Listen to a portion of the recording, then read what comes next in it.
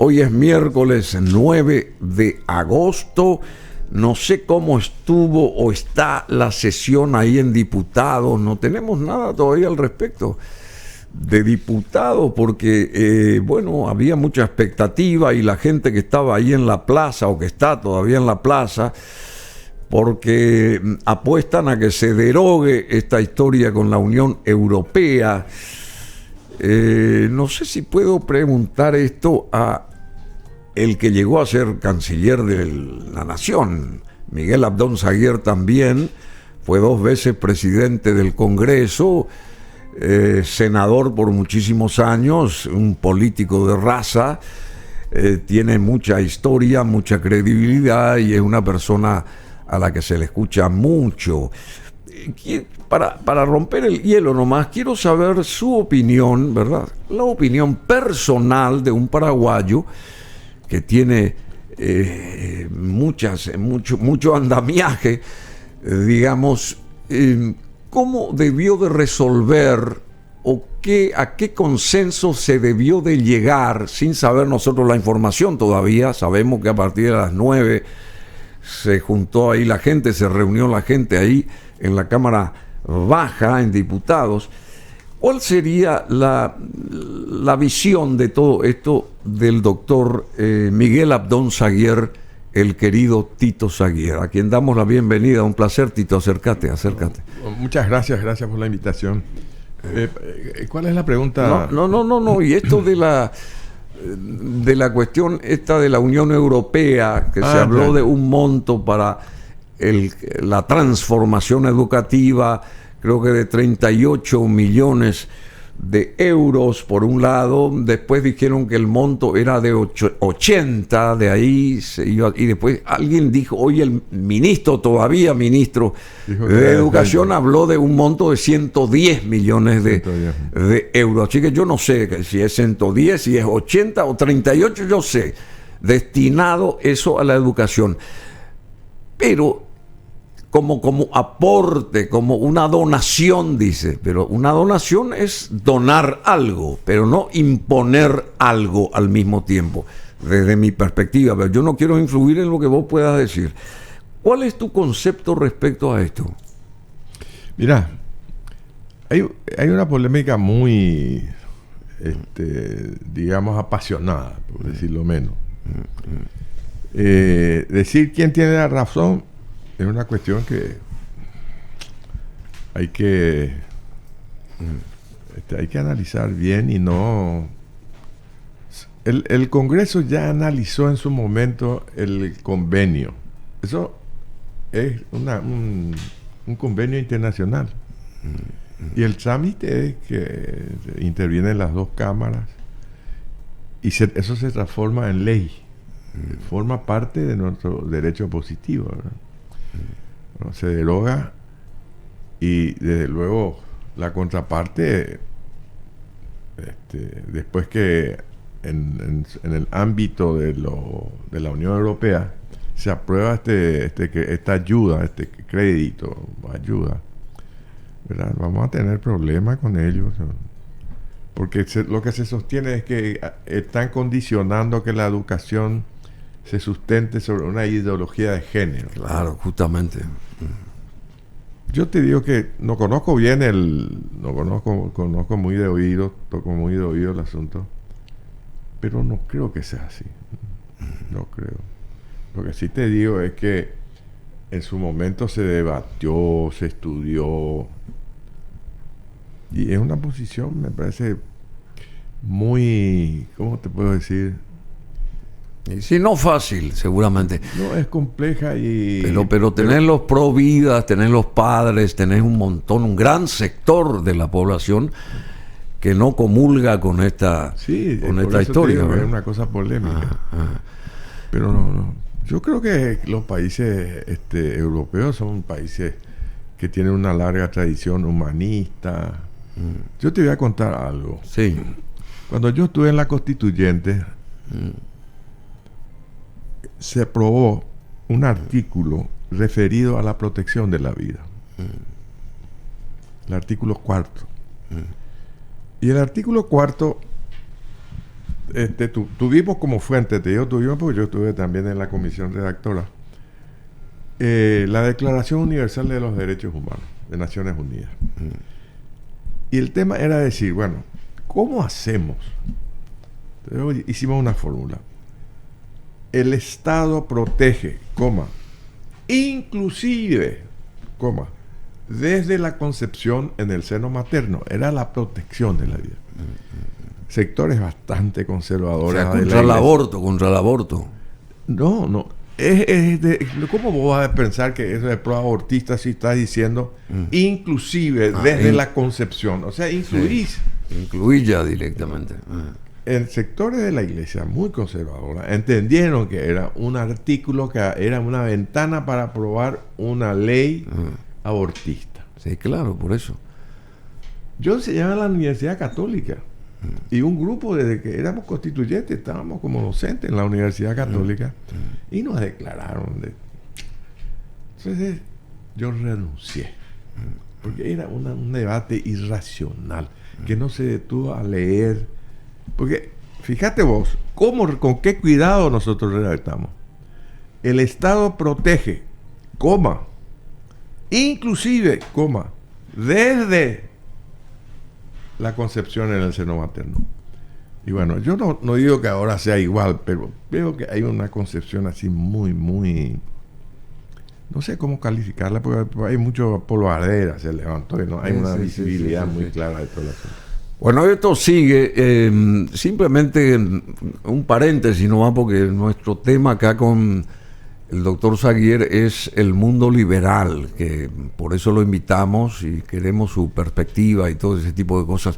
Grupos pro vida y pro familia se manifiestan pidiendo derogación del convenio con la Unión Europea. Un grupo de personas pro vida y pro familia, que sabemos que es un gran grupo, miles de personas, se manifiestan justamente frente al Congreso y presionando a favor de la derogación del convenio con la Unión Europea, proyecto que pone en riesgo financiamientos del MEC, como la merienda escolar, útiles escolares, que ya empezó a tratarse, tenemos entendido hoy. Todavía no está nada resuelto esto, pero en fin. Alguna información vamos a tener con el correr de los minutos, para bien o para mal. Vamos a ver qué pasa. Bueno, querido Miguel Abdón Zaguier, querido Tito Zaguier, ya dijimos, tiene una larga carrera política, por supuesto. Es uno de los políticos históricos de nuestro país, muy respetado, Tito Zaguier. Lo estuve viendo el domingo y un sector ahí en el Rowing como que no lo quería dejar hablar, y él se esforzó mucho para empezar con su ponencia, con el discurso, ¿verdad? Y calmar las aguas también en ese momento. Miguel Abdón Zaguier fue canciller nacional, fue 2 veces presidente del Congreso y tiene muchísimos años y andamiaje como senador y como político en general. Creo que también presidió el PLRA, ¿verdad? Sí, también fui presidente.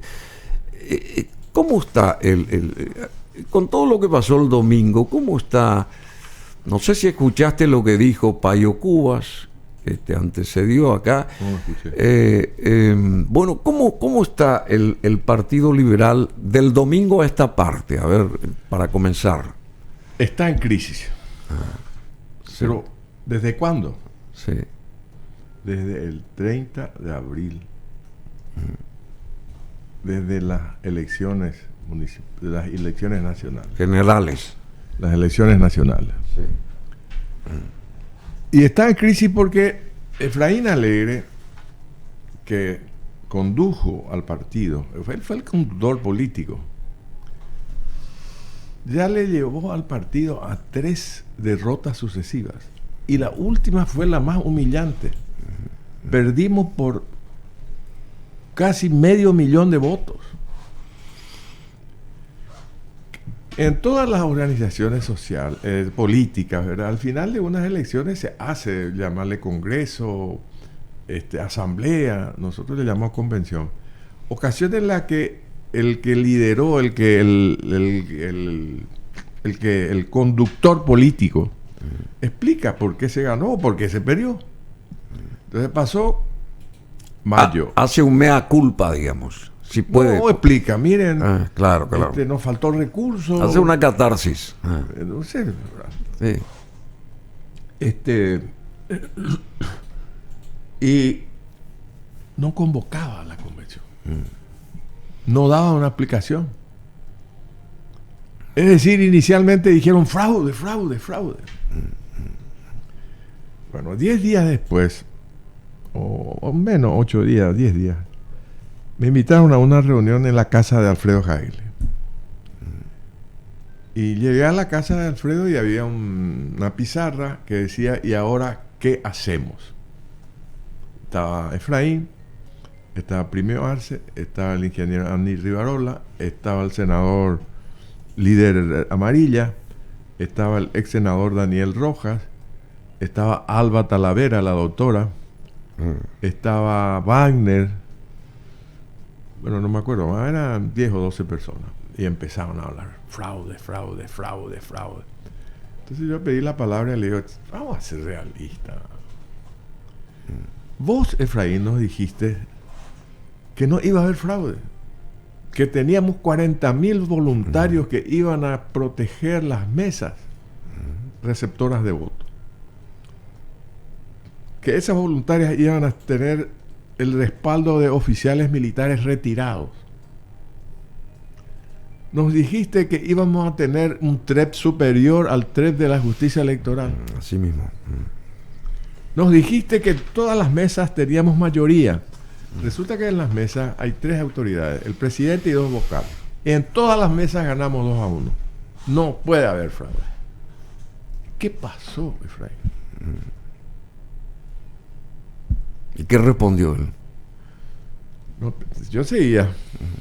Y le dije, ¿qué hicieron nuestros representantes en la justicia electoral? Que tenemos una cantidad de vicedirectores que están en toda la estructura y pueden estar controlando y interviniendo en toda la preparación del proceso electoral, desde la confección de padrones hasta el funcionamiento de las máquinas. ¿Qué pasó, Efraín? Yo te digo una cosa, Efraín. Acá, ¿qué hacemos? Tenemos que hacer lo que la gente está esperando, y sobre todo nuestros correligionarios. ¿Y qué está esperando? Que quiere que vos des un paso al costado, Efraín. Eso están esperando. Y si vos no tomás, te van a echar, le dije. Eso le dijiste. Me respondió de una manera así violenta, como para impresionarme. No sé, él quería impresionarme. Me dice, me interesa un carajo, que vengan.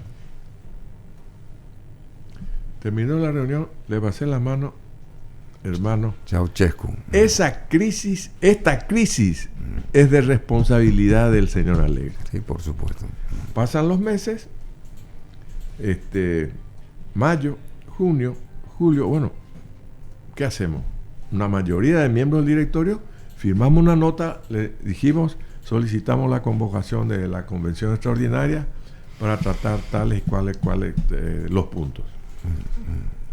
Dirige en la sesión.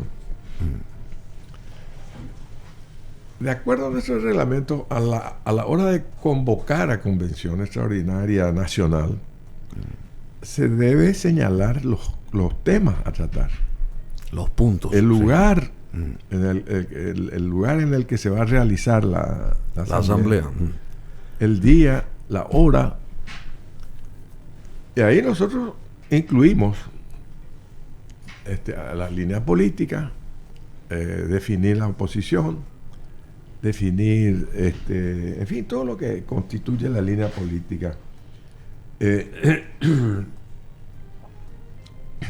Y también incluimos, como punto número 5,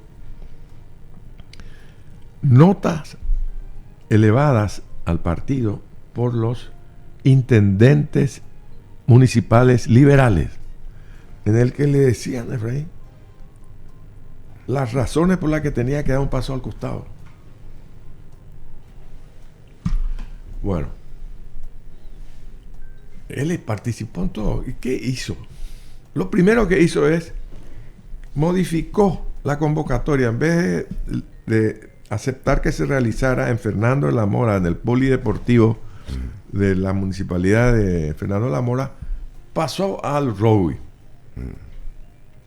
La primera cosa era, bueno, ¿qué hacemos? Nos vamos, van a haber 2 convenciones. En un mismo día, a la misma hora. Y la gente dice, no, vamos al Rowi, vamos a ganarle en su cancha. Nos fuimos. Empieza la sesión. Se eligió la mesa directiva de la convención. Se eligieron a 3 secretarios y un vicepresidente. Me eligieron a mí por una amplia mayoría. Tanto así que a medida que votaban. Después en un momento Efraín dijo, bueno, ya tienes mayoría, así que le invito a que pasen a dirigir la sesión acá conmigo. Pues era el presidente con los y otros. Vos el vicepresidente. Yo el vicepresidente y los secretarios. Empezó la sesión. Seguía. Bueno, tal tema. Oposición, los que estén a favor que levanten la mano. Aprobado. Política social y justicia social. Aprobado. Aprobado. Y para eso estaban siendo provocando reuniones, disturbios. Sí.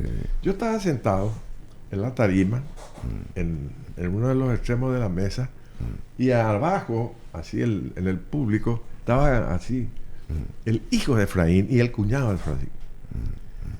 No te imaginas los insultos, los improperios que me hacían a mí. Estaban buscando que yo reaccionara, pero sí me dijo, vendido, te vendiste por una embajada, sos un hijo de tal por cual. Yo le miraba y me sonreía, eso más le enfurecía. Yo sabía que el plan era provocar los disturbios. Pero avanzamos. Llegamos al punto número 5, que era el tratamiento de la nota de los intendentes municipales. El tipo dice, ¡pap! Intenta, se levanta y dice, esto no se puede tratar. Pero ¿cómo? ¿Qué? Quédate. No, se bajó y se fue. ¿Y por qué no se podía tratar? Porque ahí estaba lo que decían los claro, entiendo. Se refería a él. Que tenía que dar un paso al costado. Claro. Y la gente vino para debatir eso, hermano. Sí, ese era ¿Cómo vas a impedir eso? Ese era el punto. Pero ¿qué pasa? Es que es lo mismo que una sociedad anónima o una sociedad comercial que hace su asamblea. El presidente preside. No puede levantar la sesión hasta tanto no trate todos los temas para el cual fue convocada la asamblea. De acuerdo a los puntos salvo que estaban que quede sin quórum. Claro. Pero nosotros tuvimos quórum. Se quedó la gente. ¿Y cuánta gente se retiró con él? ¿Cuánta gente se retiró? Se levanta la asamblea por falta de quórum y continuamos dentro de 15 días, dentro de 10 días. Pero él se mandó mudar. ¿Y cuántos convencionales se retiraron con él, digamos? Más o menos. Se quedó el 60%. O sea, eso está todo documentado. Todo documentado. Dijeron que 200 yo le dije a la gente, un convencionales. momento, les voy a leer lo que dice el artículo 24 del Estatuto del Partido, que dice que mientras haya quórum, se tiene que seguir. Es lo mismo que en la Cámara de Diputados o la Cámara de Senadores dicen que las sesiones tienen que tratar la totalidad de los temas que figuran como orden del día. ¿Por qué se suspende? Porque quedó sin quórum. Señores, dice el presidente, observo que ya no hay quórum, así que se levanta la sesión hasta mañana, hasta dentro de 2 horas. Y lo del domingo, había gente que estaba ahí, que avalaba ese acto en sí. Claro. Y 327 de 520, una cosa así, votaron para que eso los sustituyera. No fue expulsión, no fue sustitución. Y después de 7 años, ¿verdad? Después de, porque son 3. 7 años como presidente. Sí. Perdió 3 veces consecutivas. Porque ayer Blas Llano dijo acá en esta misma mesa, que en 2 años, creo que 2 veces se reunió la directiva liberal. Así es. Mira, un partido en 2 años tiene que haber debate y diálogo.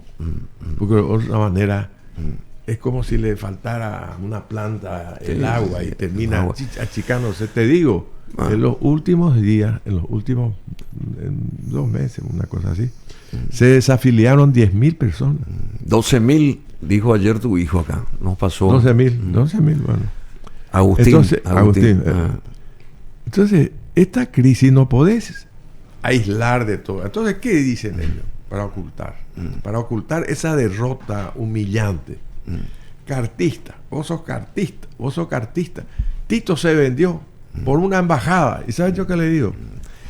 Sí. Porque vos lo miraste bien a los ojos alegres y perdiste 500.000 de votos en las últimas elecciones.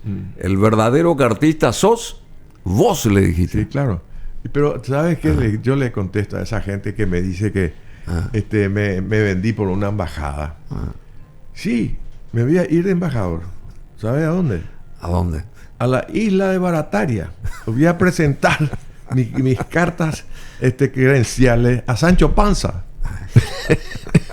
Yo les recomiendo que lean El Quijote y se van a reír mucho. Porque no puedo tomar de otra manera tanta irresponsabilidad, tanta falsedad, tanta mentira. Hasta ahora siguen diciendo, este viejo... Y ahí estaba el hijo de Efraín también lanzando esa posibilidad. No, pero era evidente que iba a levantar porque querían provocar eso. Pero ahora nos dicen que presentaron una nulidad ante la justicia electoral. Perfecto, nosotros vamos a cumplir. Si nos notifican, vamos a contestar. El nuevo presidente es Hugo Fleitas. Sí, porque él es vicepresidente. Claro, vicepresidente del PLRA. Si él si él nos gana el pleito, vamos a aceptar. Pero ahora, si nosotros ganamos, ¿cuál va a ser el pretexto? Cartista. O sea, es una oposición reduccionista. ¿En qué sentido? Pero hay tantos temas que son reales. ¿Y por qué? ¿Tú sabes que en el Paraguay sí, tenemos 600.000 niños menores de 10 años que están en la desnutrición, que no tienen asistencia médica, que no tienen vivienda, que no tienen educación, que no tienen juegos? La infancia es una cosa lúdica, de entretenimiento. Vos tenías tu trencito, tu camión, tu pelota. Claro.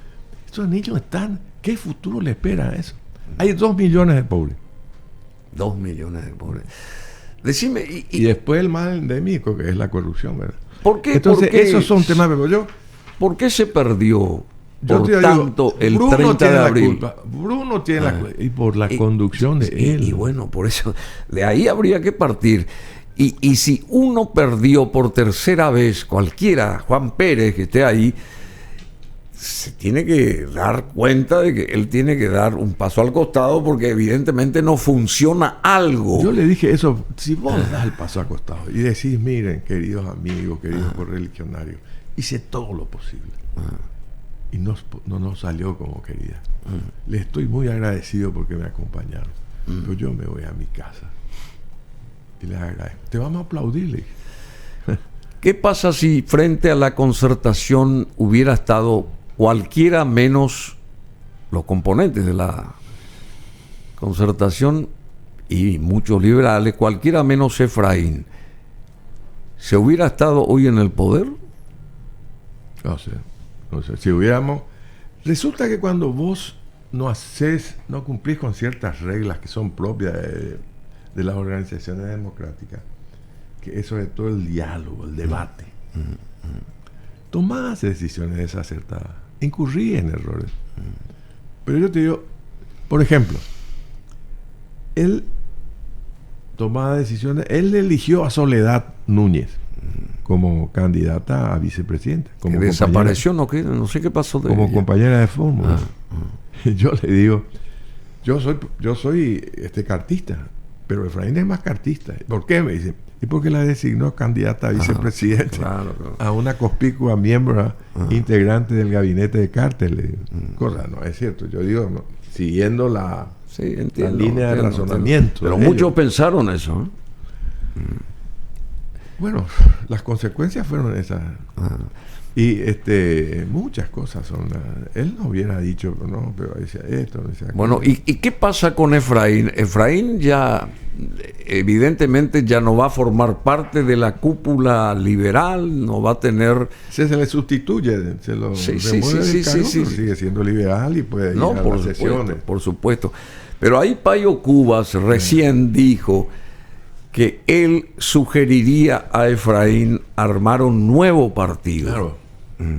Armar un nuevo partido. Eso implica una división dentro del seno liberal, ¿verdad? De acuerdo a lo que dijo Payo, ¿verdad? Y entonces ese nuevo liberalismo con las huestes de Cruzada Nacional sí van a tener el toro por las astas en el 2028. Eso dijo en síntesis ahora. ¿Vos crees que él va a formar un nuevo partido liberal, Efraín? Como renegando. No, si va con Payo Cuba no va a ser liberal. No, él no dijo que se unan, que se encuentren. Para mí, sí. Puede ser que haya gente que les gusta. Pero, por ejemplo, lo escuché decir que previo a las elecciones, que lo iba a designar ministro del Interior a Roque Puiguazú. Sí. Un asaltante de... no, déjate. Y la gente que fue y le votó a Cuya es que es lo que dicen los argentinos, el voto bronca. Tiene la raya. Porque justamente... Y sí, me parece bien que hagan un dúo, pero nosotros vamos a trabajar arduamente para salir de esa oposición meramente declarativa y reduccionista, como te dije. La oposición tiene que ser fáctica. ¿Cuál sería ese panorama real que vos querrías que se imprima ahí desde el seno, desde la directiva liberal a partir de ahora? ¿Cuál sería ese andamiaje? Hacer una política amplia de diálogo con todos los sectores del partido, primero.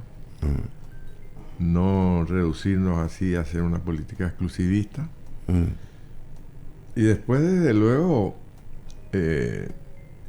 darle vida a la estructura orgánica, porque la lucha política es una lucha de organizaciones. Gana el que está mejor organizado. Muy bien. Y la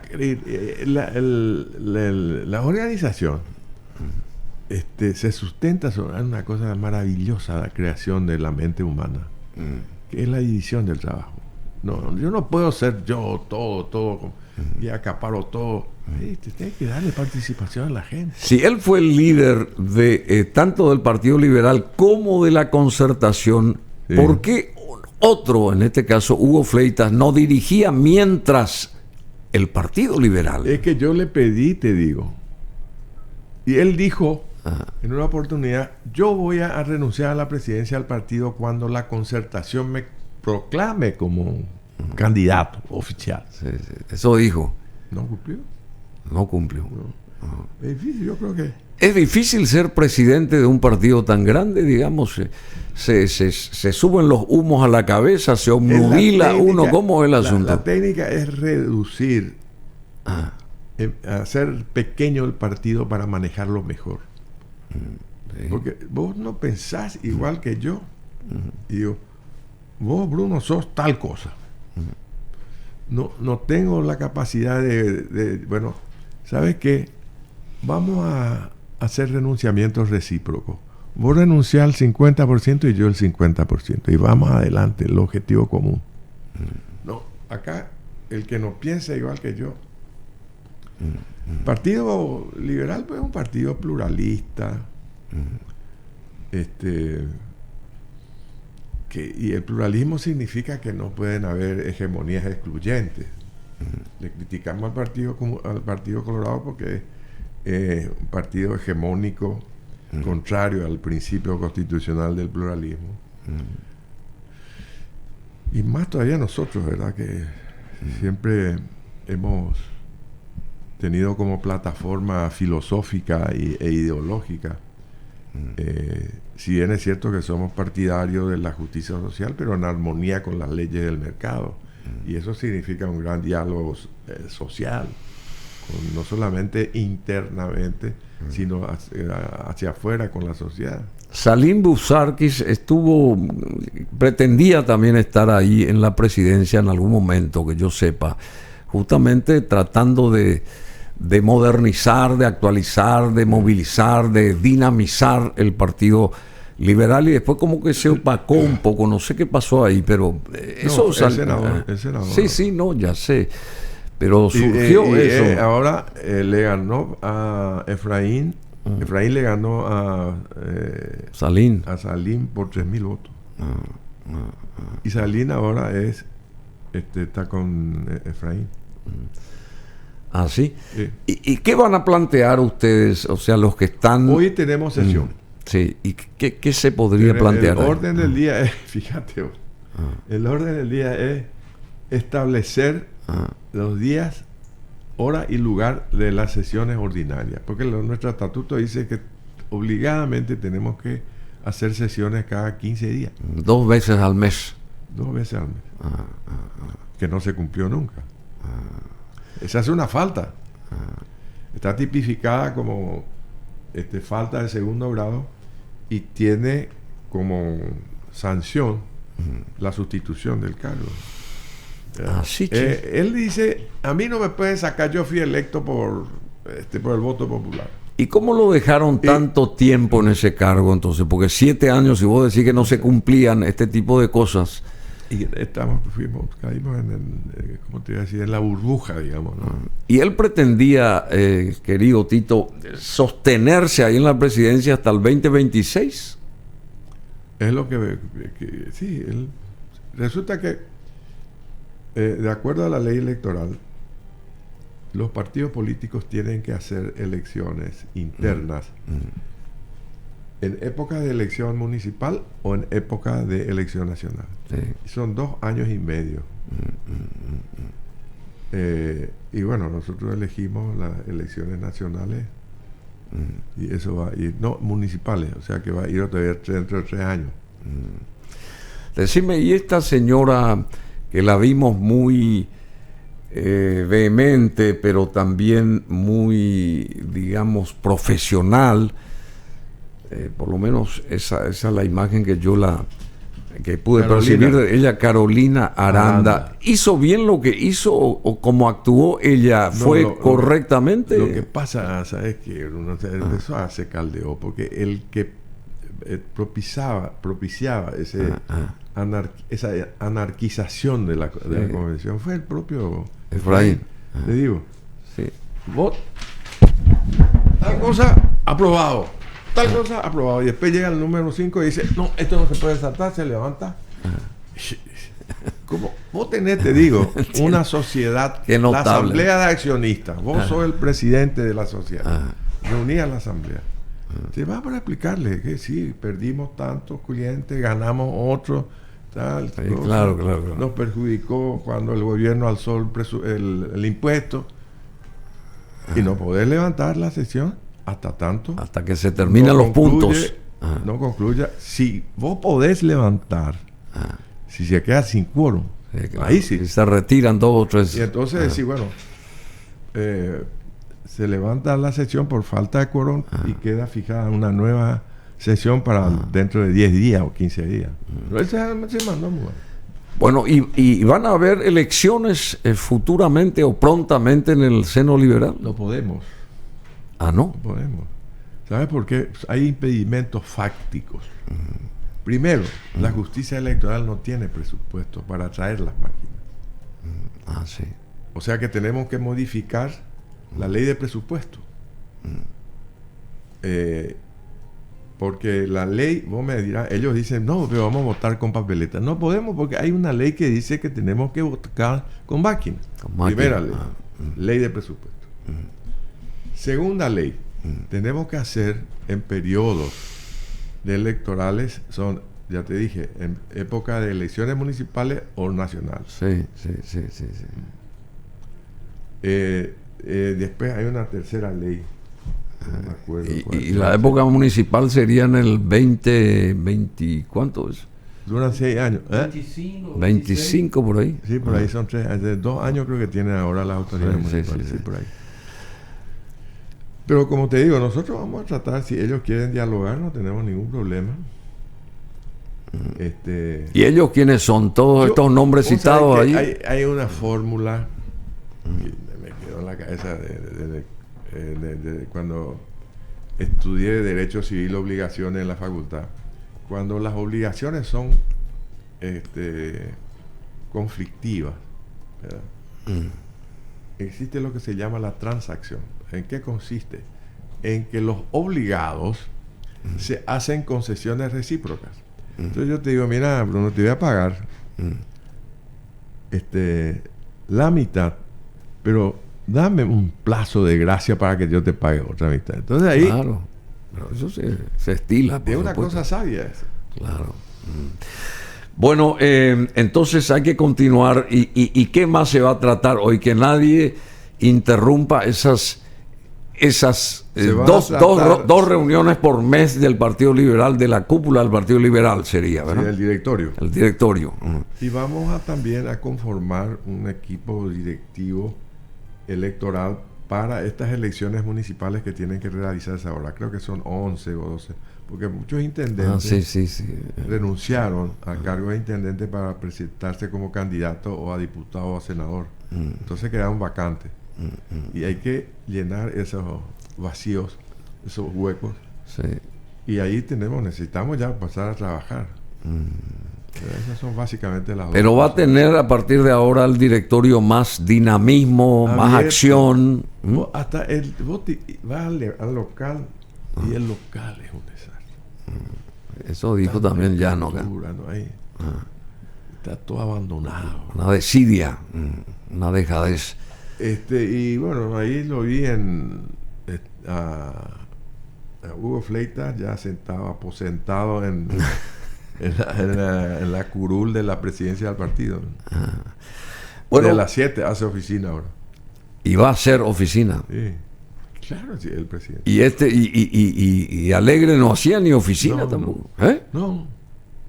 Él desde su casa comandaba. Sí, hacía sesiones virtuales.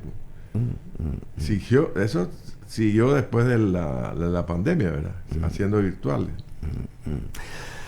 Viviste muchos años en Buenos Aires, en la Argentina, estudiaste ahí también. ¿Cómo estás viendo la situación política en la Argentina y ahora con esto de las PASO?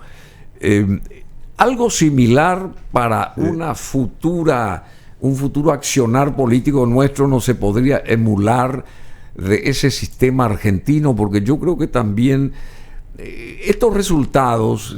Las PASO son lo que los norteamericanos llaman las primarias. Igual que nosotros, están en la interna y después se van. Sí, pero ellos creo que pasan por un tamiz primero, con mayor seguridad. ¿Cómo estás viendo la cuestión argentina, digamos? Porque esto viene ahora, creo que el domingo es... Muy complejo, no terminan de salir de la crisis. Algunos amigos míos me dicen que la crisis empezó con el golpe de Uriburu en contra de Irigoyen, allá en los años 30. Y que después, para complicar más el asunto, vinieron los peronistas. Y los peronistas dicen, al revés, que siempre fueron unos gobiernos liberales que no contemplaban políticas sociales que permitieran a los obreros tener seguridad en su empleo, salario, educación. Perón era un personaje. Hasta ahora sigue diciendo. Increíble como... Yo recuerdo cuando iba a hacer su operación retorno, estuvo 18 años en el exilio en Madrid, hace una conferencia de prensa y uno de los periodistas le preguntan, dígame, general, ¿cómo se compone el electorado argentino? Y bueno, dice, un 5% son demócratas progresistas, otro 10% son socialistas, otros 5% son comunistas, otros son 15%, 16% son radicales, así iba, ¿no?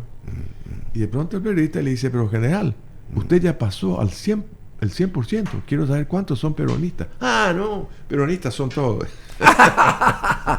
Dijo eso. Bueno, ¿y quién va a ser el próximo presidente en la Argentina, según vos? ¿Esta señora Bullrich? o Bullrich. Bullrich o Larreta o Es un misterio. o este actual. Ahora, lo que sí tienen complicada son los justicialistas que están buscando el candidato. Y este ministro de Economía. Ah, sí, ¿cómo se llama? Recuerdo que fue diputado también. Sí.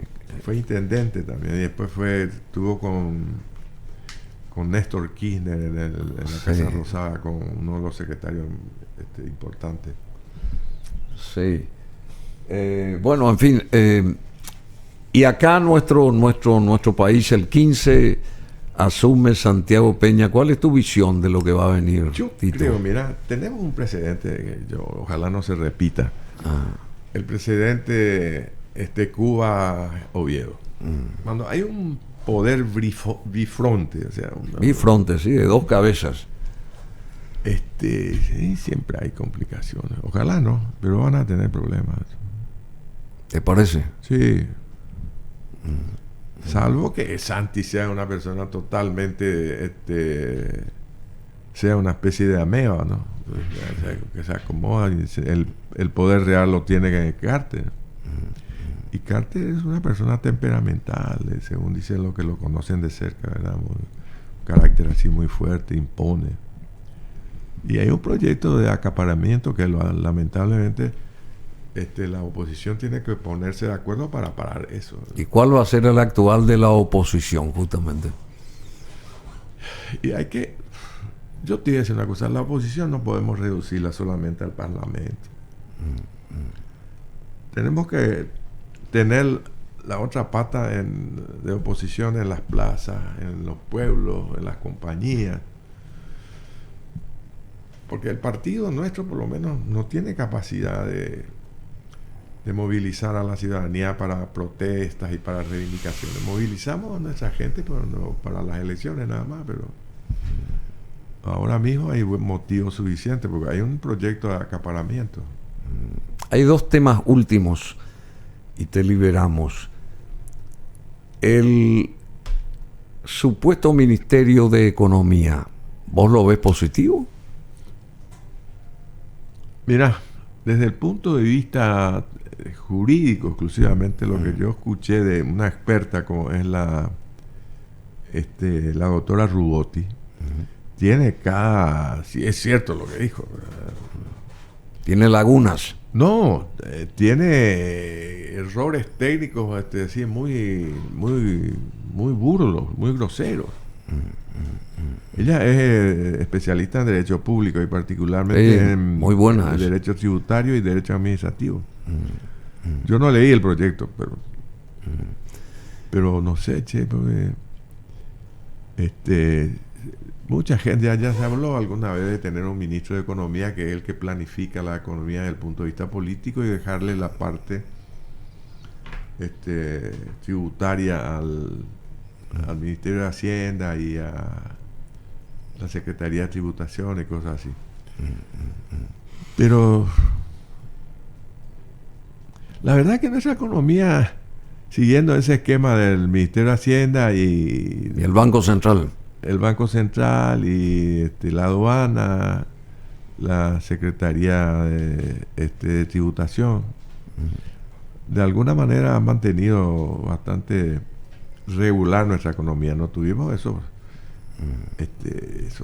bajones, sí. Esos bajones así tan serios, ¿no? Y por último, es un país que desde afuera no ve con cierta estabilidad y ha venido mucha gente, muchos inversores argentinos, sobre todo ahí en materia inmobiliaria, me dijeron. Así mismo.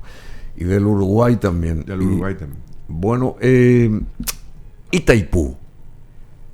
El 13 creo que es sí, el día clave de Itaipú. O sea, fenecen los 50 años y comienzan otros posibles 50 años.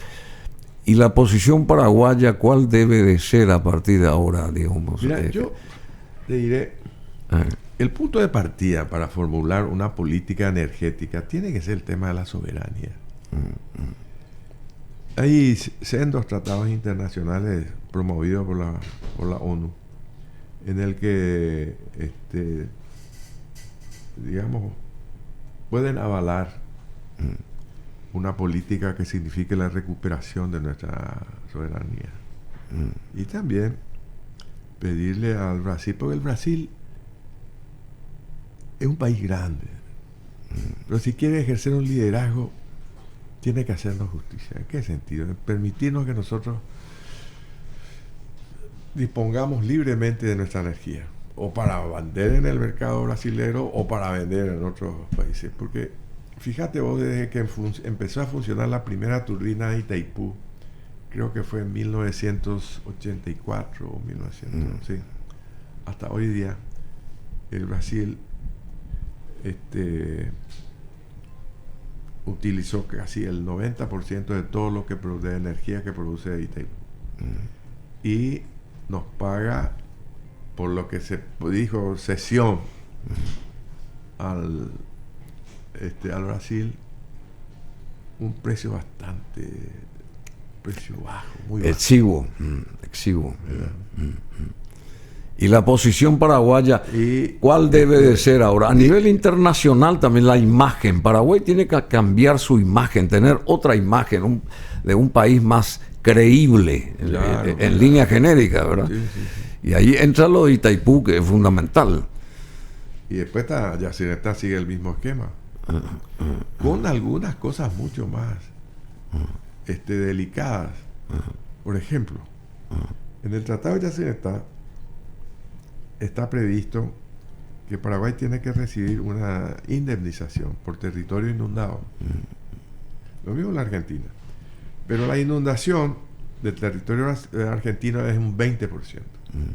La inundación del lado paraguayo es un 80%. Eso significa más o menos un territorio 10 veces la ciudad de Luque, una cosa, que se inundó. Sí, claro. El agua la represa y se escurre el agua por los costados y se inunda territorio. Y el cálculo que se hace es lo que no nos pagó nunca la Argentina, la indemnización. No, y eso asciende nos adeuda más o menos $1.000 millones. No nos pagó $0.50. Y estamos así. No tenemos una política energética. Durante el gobierno de Carter se aprobó por decreto algo que ellos le llaman política energética. Pero es una cosa muy primaria. ¿Vos sabías que el punto de partida para tener una política energética, yo te diría que es la modificación de la matriz energética? Es decir, de dónde viene la energía que usamos. Un 43% es biomasa, es decir, leña y carbón. Sí, claro. Después viene la energía de Ande, digamos, que creo que es un 20 algo, 23, 25%. Después viene la energía que proviene de la energía fósil, petróleo. Ahí sí que les cuesta no sé cuántos millones de dólares para importar petróleo. Y después están muy pocos energía solar y eólica, ¿verdad? Que está en una etapa experimental. Eso hay que cambiar. Tenemos que usar nosotros nuestra energía para nuestro desarrollo. Tanto en Yacyretá como en Itaipú. Pero hay mucho más desorden en Yacyretá que en Itaipú. Mucho más. Querido Tito, algo que quieras agregar, llega el 15 de agosto, no sé, algún mensaje, y también para este nuevo emprendimiento del Partido Liberal rumbo a su madurez, quizá, ¿verdad? Tener en cuenta todo lo que pasó y lo que se dejó pasar y nadie puso el cascabel al gato, y ahora es el momento de empezar a mirar eso, a potenciar eso, a desarrollar, qué sé yo, a crear un nuevo partido con una nueva imagen, más joven, más dinámica, qué sé yo. Tanto a nivel del Partido Liberal estoy hablando, como a nivel país, ¿verdad? Lo que arranca el 15 de agosto. Lo que te voy a decir, a lo mejor, hay solamente 2 partidos institucionales. Partido Colorado, el Partido Liberal.